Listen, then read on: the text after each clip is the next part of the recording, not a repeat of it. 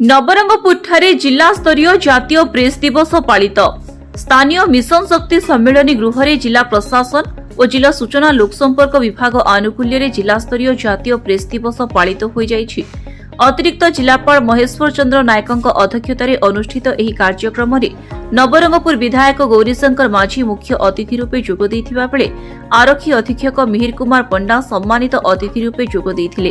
केन्द्रीय विश्वविद्यालय कोरापुटर सांबादिकता और गण जोगाजोग विभागर सहकारी प्राध्यापक सुमित बेहेरा मुख्य वक्ता रूपे जोग दे चलित वर्षर विषय गणमाध्यम परिवर्तित स्वरूप संपर्क में आलोचना करथिले।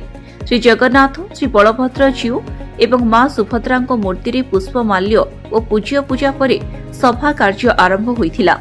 जिला सूचना और लोकसंपर्क अधिकारी मनोज कुमार बेहेरा उपस्थित अतिथि एवं समस्त गणमाध्यम प्रतिनिधि मानकु स्वागत करथिले।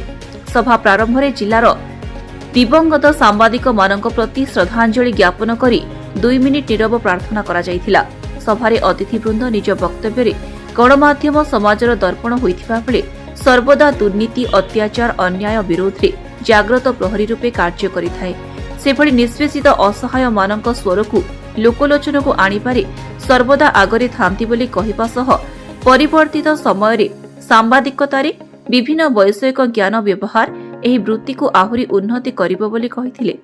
विभिन्न सांबादिक संघर कर्मकर्ता तथा सांबादिक सदाशिव प्रहराज पांक बिहारी बिशोई पी प्रकाश शिवशंकर त्रिपाठी शेखर खुरा रामचंद्र दले एवं अवसर प्राप्त अध्यक्ष विजय मिश्र सांबादिकता क्षेत्र में वर्तमान अधिक चाप जीवन सुरक्षा आर्थिक सहायता सरकार तरफ अन्याय सुविधा दाबी को उपस्थापन करथिले और मुख्य अतिथि मान्यवर विधायक को जणाइथिले।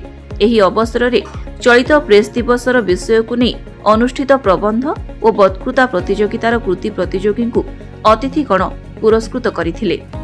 एही कार्यक्रम में जिलार समस्त गणमाध्यम प्रतिनिधि जोग देथिले। शेष में जिला सूचना और लोकसंपर्क अधिकारी धन्यवाद अर्पण करथिले। नवरंगपुर जिला ब्यूरो हेड कृपानिधि राउतଙ୍କ रिपोर्ट द कलिंग एक्सप्रेस।